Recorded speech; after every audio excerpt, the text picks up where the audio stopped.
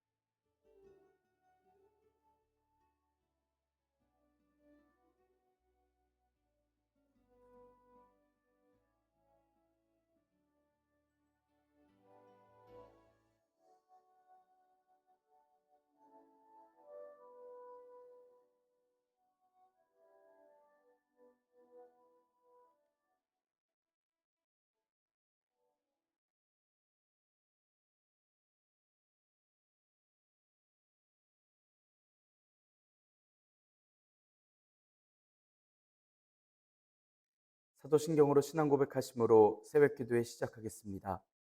전능하사 천지를 만드신 하나님 아버지를 내가 믿사오며 그 외아들 우리 주 예수 그리스도를 믿사오니 이는 성령으로 잉태하사 동정녀 마리아에게 나시고 본디오 빌라도에게 고난을 받으사 십자가에 못 박혀 죽으시고 장사한 지 사흘 만에 죽은 자 가운데서 다시 살아나시며 하늘에 오르사 전능하신 하나님 우편에 앉아 계시다가 저리로서 산자와 죽은 자를 심판하러 오시리라.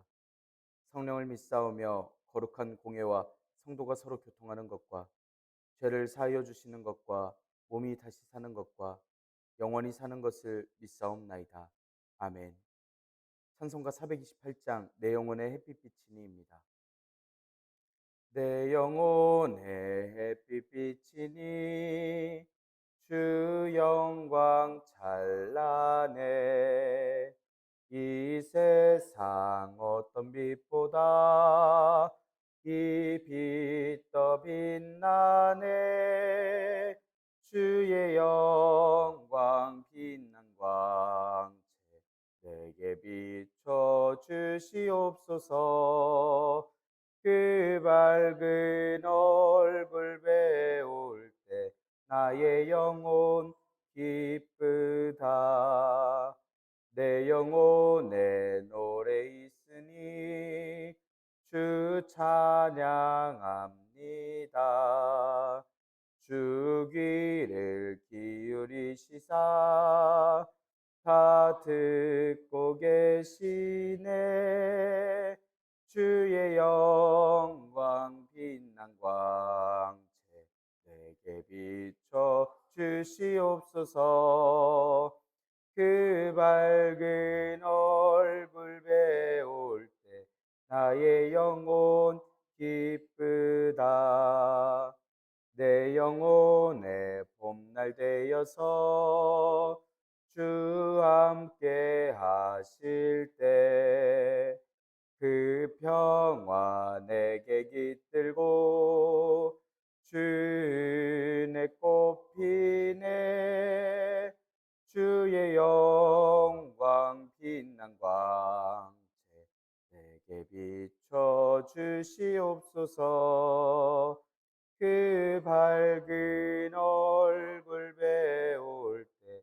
나의 영혼 기쁘다 내 영혼에 희락이 있고 큰 소망 넘치네 주 예수 복을 주시고 또 내려주시네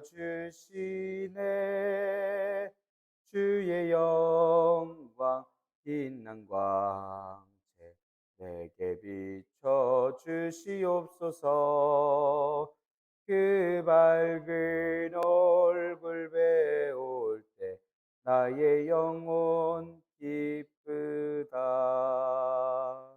아멘. 은혜롭고 자비로우신 하나님 아버지, 오늘도 새 하루를 허락하여 주시니 감사합니다. 주님의 부르심을 듣고 모인 저희들, 하나님께 찬양하고 기도할 때 들어주시오며 저희를 받아주시옵소서. 주님께서 허락하신 은혜를 늘 떠올리며 세상에서 미혹될 수 있는 일들을 경계하기를 원합니다. 거룩하게 하여 주시옵고 주님의 지혜를 더하여 주시옵소서.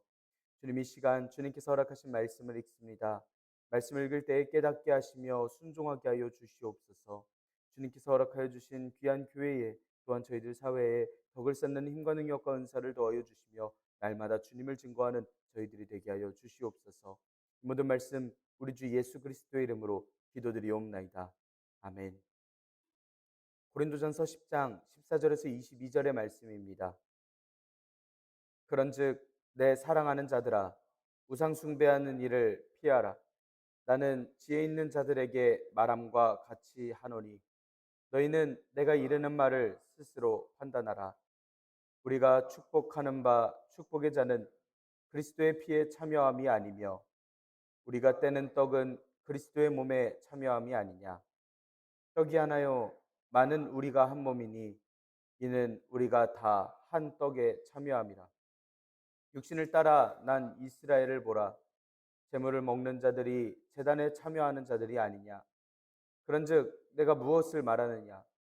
우상의 제물은 무엇이며 우상은 무엇이냐.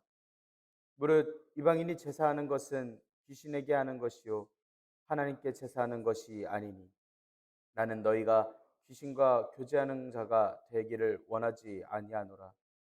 너희가 주의 잔과 귀신의 잔을 겸하여 마시지 못하고 주의 식탁과 귀신의 식탁에 겸하여 참여하지 못하리라. 그러면 우리가 주를 노여워하시게 하겠느냐? 우리가 주보다 강한 자냐? 아멘. 오늘도 하나님께서 예배 자리에 함께 하시는 여러분들에게 크신 은혜와 평강을 내려주시기를 원합니다. 함께 고린도전서의 말씀을 읽고 있습니다. 바울 사도가 고린도에게 편지하는 말씀입니다. 이 모든 것은 고린도 교회 내에 음행의 문제로, 결혼과 우상 등의 문제로 교회가 미혹되고 믿음이 흔들리는 일들이 있었던 상황이었습니다. 이런 소문이 글로이의 집에서 소문으로서 들리고 또 고린도 교회가 직접 바울 사도에게 묻는 말로써 편지한 일이 있었습니다. 이에 대해서 바울 사도가 대답합니다. 앞선 13절까지 말씀에서는 바울 사도가 실패했던 이스라엘의 역사를 이야기를 하면서 고린도 교인들이 자유를 잘못 사용하고 있다는 것에 대해서 경고합니다. 오늘의 말씀에선 우상제물 식사를 통해서 귀신과의 교제에 대해서 경고하는 말씀을 전합니다. 오늘 말씀은 고린도전서 10장 1절에서 13절까지의 내용을 결론 내리는 이야기로서 시작합니다. 하나님께 벌을 받았던 이스라엘의 역사를 떠올리면 그렇게 살아서는 안 된다라는 내용으로 네 가지 내용을 책망을 바울 사도가 이야기를 했습니다. 그리고 이에 대해서 14절에서 그런즉이라고 이 말씀이 시작이 됩니다. 그렇기 때문에 사랑하는 고린도 교인들에게 우상 숭배하는 것을 멈추라고 이야기하고 있습니다. 이스라엘에 실패했던 그 모든 역사가 오늘날 다시 반복돼서는 안 되기 때문에 우상 숭배하는 일을 피하라 이야기하고 있습니다. 이렇게 미리 결론을 이야기를 해서 오늘의 말씀에서는 왜 이런 명령을 하는지에 대해서 하나하나 설명을 하고 있습니다. 바울 사도의 지금의 명령은 고린도 교인들이 우상제물 식사 때문에 귀신과 교제하는 약한 양심의 문제 등의 이유 때문에 이야기하고 있습니다. 피하라는 말은 한 번만 피해라라는 뜻이 아니라 계속해서 피하라는 원어를 씁니다. 그 악한 길에서 나와야 하는데 계속 미혹될 수 있고 계속 영향받을 수 있는 그 모든 일들 속에서 계속해서 피해야 한다고, 계속 노력해서 다가오는 죄악에서 벗어나야 한다라고 강력하게 명령하고 있습니다. 이 중요한 사안을 명령하고 있는데 바울 사도는 사도라고 혹은 교회를 지은 사람이라고 권위를 앞세워 얘기하고 있지 않습니다. 무조건 순종해라라고 강압하지 않습니다. 결국 이런 강요가 결국은 교인들의 신앙을 인간에 대한 의존으로 향하게 만들고 이건 때때로 하나님께 혹은 하나님의 말씀에 대항하는 일들로 바뀌곤 합니다. 바울 사도는 고린도 교인들에게 있는 논쟁의 이유, 분쟁의 이유, 그리고 그것들이 허무하다라는 이유 등으로서 모두 논리적으로 반박을 해주고 있습니다. 그래서 고린도 교인들이 철저하게 스스로 확신하고 자만하고 있는 것을 무너뜨릴 수 있도록 직접 이야기해 주고 있습니다. 말씀에서는 지혜 있는 자들에게라고 이야기를 하고 있는데 슬기로움이라는 뜻을 가진 뜻으로서 현명하게 판단할 수 있는 사람들에게, 판단력이 있는 사람들에게라는 뜻입니다. 당시 시대에 영향을 받고 있었던 고린도 교인들이 논리를 가지고 철학적으로 이야기를 하던 것으로 보이던데, 그렇게 판단할 수 있는 그런 교인들에게 너희들이 스스로 판단하라 라고 주문하고 있습니다. 그래서 단순히 일반적인 상식적으로 이성적으로 생각만 해봐도 충분히 우상숭배가 잘못된 것이라는 걸 알 수 있다라는 이야기를 하고 있습니다. 하지만 지혜 있는 자들에게 말함과 같이 하노니 라고 이야기를 하는 건 고린도 교인들을 납득시키려고 이렇게 논리로서 이야기를 해주고 있긴 하지만, 교회에서 이야기하는 진리가 사람들이 생각하는 논리와 설명만으로는 완전하게 전달될 수 없다라는 식으로 이야기하고 있습니다.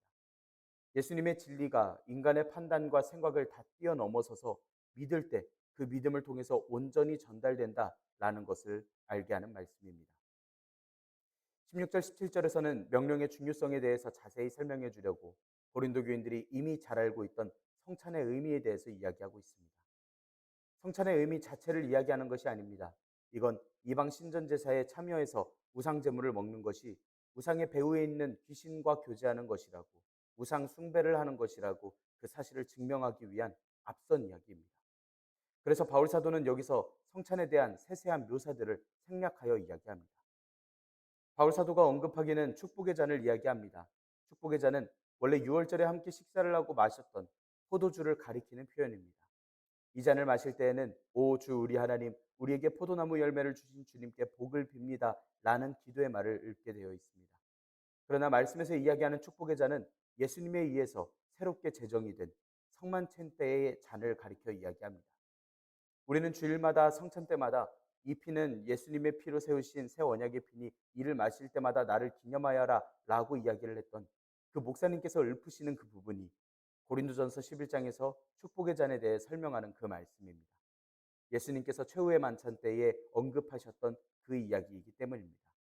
그렇기 때문에 성만찬의 잔, 축복의 잔이라고 이야기를 하는 건 예수님의 피로 세운 새 언약을 뜻하고 있습니다. 축복의 잔은 그리스도의 피에 참여함을 이야기합니다.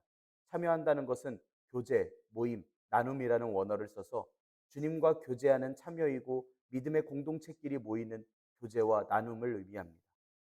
바울 사도는 축복의 잔 후에 우리가 떼는 떡에 대해서 이야기를 합니다. 떡을 떼는 것은 떡을 나눈다라는 것을 이야기합니다.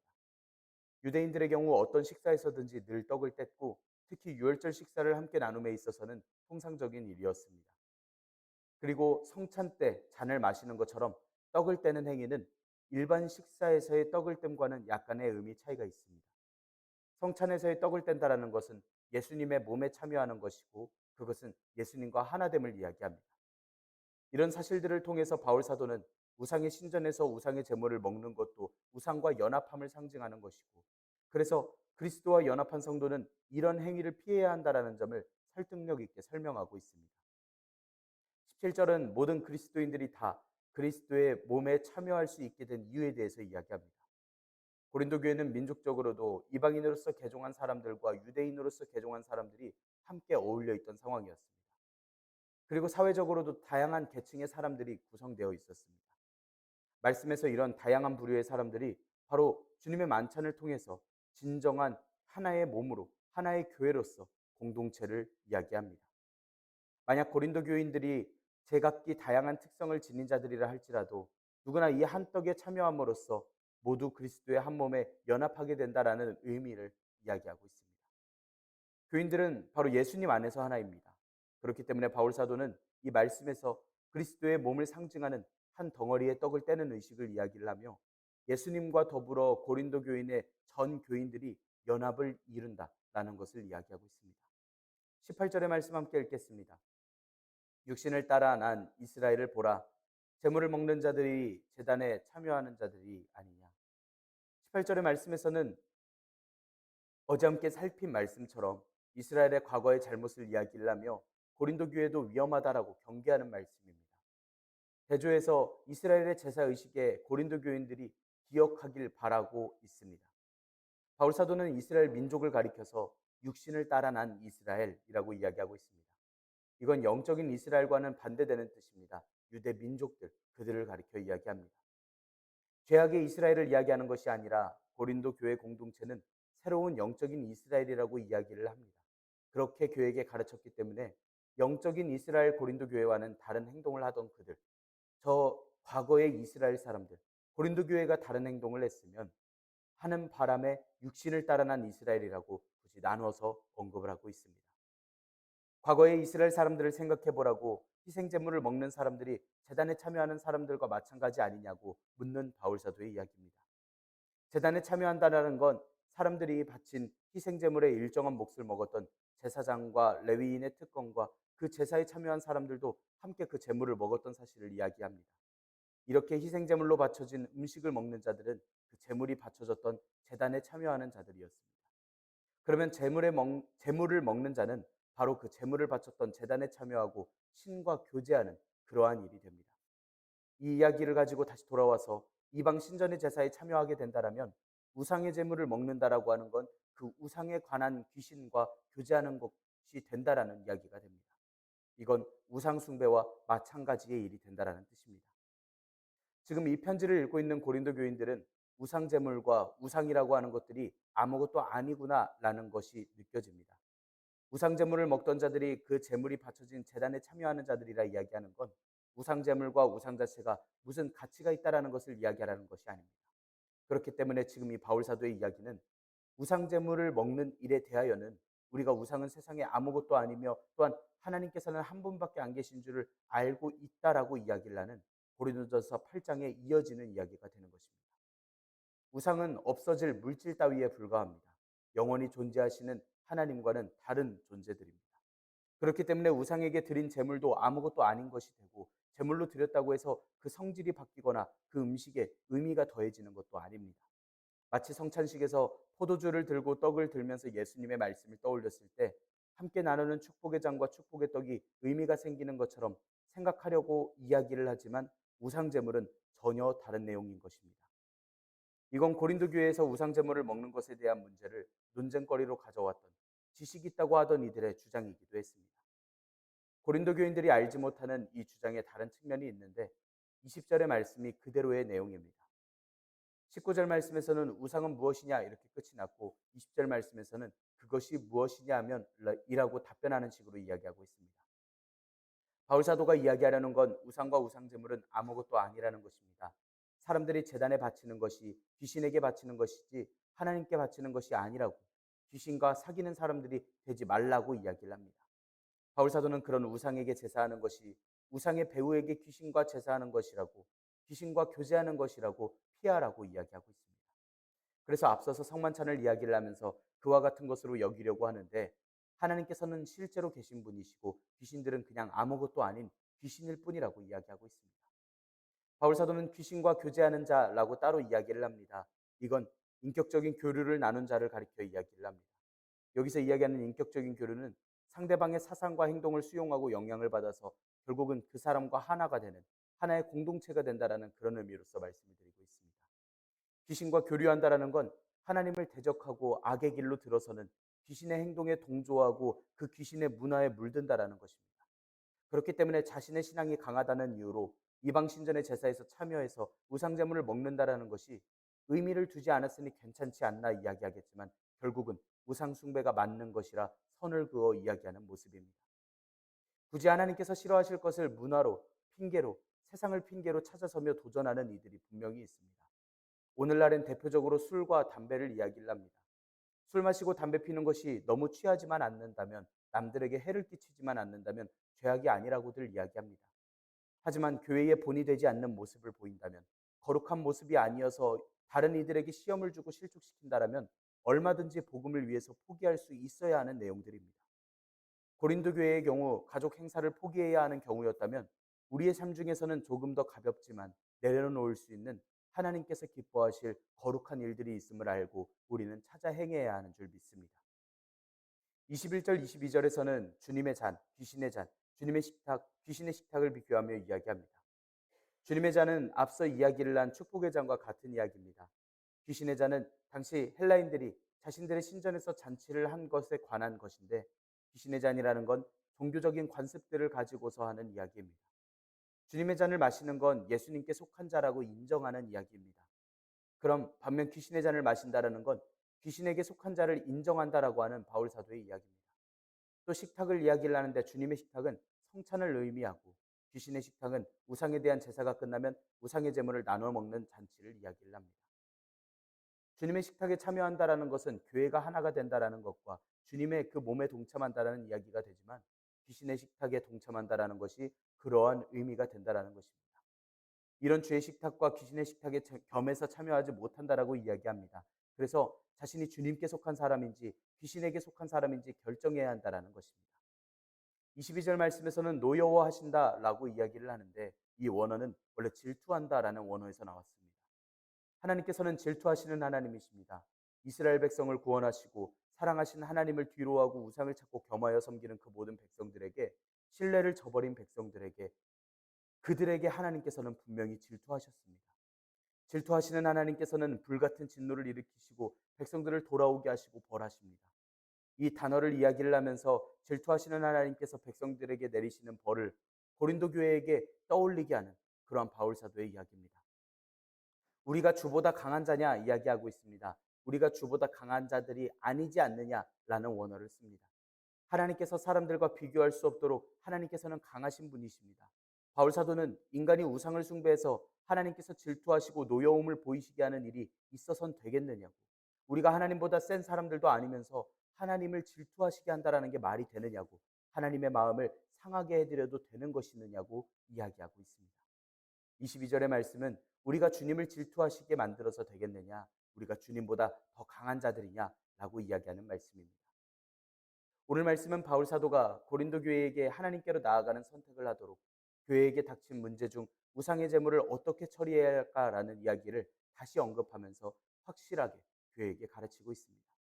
이를 통해서 하나님께서 기뻐하실 일을 택하는 교회가 되도록 세상을 겸해서 섬길 것이 아니라 오직 우리 주님만 섬기도록 그 믿음으로써 초청하고 있는 바울 사도의 이야기입니다. 우리의 사소한 모든 생활과 마음도 점검하고 또한 우리의 생활과 우리의 문화까지 점검하여 하나님께로 나아가는 우리의 평생이 되기를 원합니다. 우리는 하나님의 기쁨이 되어서 주님께서 허락하시는 주님의 잔을 들고 주님의 식탁에 참여하는 거룩한 길에 서 있는 주님의 성도들이 되어야 할 것입니다. 주님과 동행하는, 주님과 사랑하는 백성들에게 분명한 주님의 은혜가 있습니다. 우리가 오늘도 주님과 함께 동행하며 주님께서 기뻐하실, 주님께서 보시기에 흡족해 하실 그러한 삶을 올려드리기를 원합니다. 기도하겠습니다. 은혜롭고 자비로우신 하나님 아버지, 하나님의 영광을 위하여 살아가게 하시니 감사합니다. 하나님, 저희들 오늘 살아가는데 부지간에 있는 악들이 있습니다. 저희들이 생활을 점검하여 피하고 스스로 판단할 수 있는 지혜를 허락하여 주시옵소서. 저희가 올려드리는 모든 예배와 교회의 생활을 통해서 저희는 주님의 몸으로서 하나가 됩니다. 세상 것을 구분하는 거룩함과 복음을 위하여 포기할 수 있는 그 모든 일들을 깨달아 저희들이 구분하게 하여 주시옵소서. 주님께서 기뻐하실 일들을 행하는 저희의 평생이 되게 하여 주시옵고 저희보다 강하시고 위대하신 주님의 지혜와 능력을 영원히 의지하게 하여 주시옵소서. 주님, 저희들에게 힘과 능력과 지혜를 더하여 주시옵소서. 이 모든 말씀 우리 주 예수 그리스도의 이름으로 기도드리옵나이다. 아멘. 하늘에 계신 우리 아버지여, 이름이 거룩히 여김을 받으시오며 나라가 임하시오며 뜻이 하늘에서 이루어진 것 같이 땅에서도 이루어지이다. 오늘 우리에게 일용할 양식을 주시옵고 우리가 우리에게 죄 지은 자를 사하여 준 것 같이 우리 죄를 사하여 주시옵고 우리를 시험에 들게 하지 마시옵고 다만 악에서 구하시옵소서. 나라와 권세와 영광이 아버지께 영원히 있사옵나이다. 아멘. 우리 이 시간 함께 기도하기를 원합니다. 오늘의 말씀을 지켜내기 위하여 우리의 생활, 우리의 문화, 우리의 작은 습관들까지도 주님을 위하여, 주님의 기쁨을 위하여 살아가는 거룩한 백성이 되게 해주시라고 우리 함께 기도할 수 있기를 원합니다. 우리 러시아와 우크라이나의 평화를 위하여서 함께 기도합시다. 전쟁에 동원된 젊은이들과 국민들을 위하여서 함께 기도할 수 있기를 원합니다. 이 땅의 평화를 위하여서 함께 기도할 수 있기를 원합니다. 이 땅에서 고난받는 이들을 기억하며 우리 이 시간 한 목소리로 함께 기도드리겠습니다. 함께 기도하겠습니다.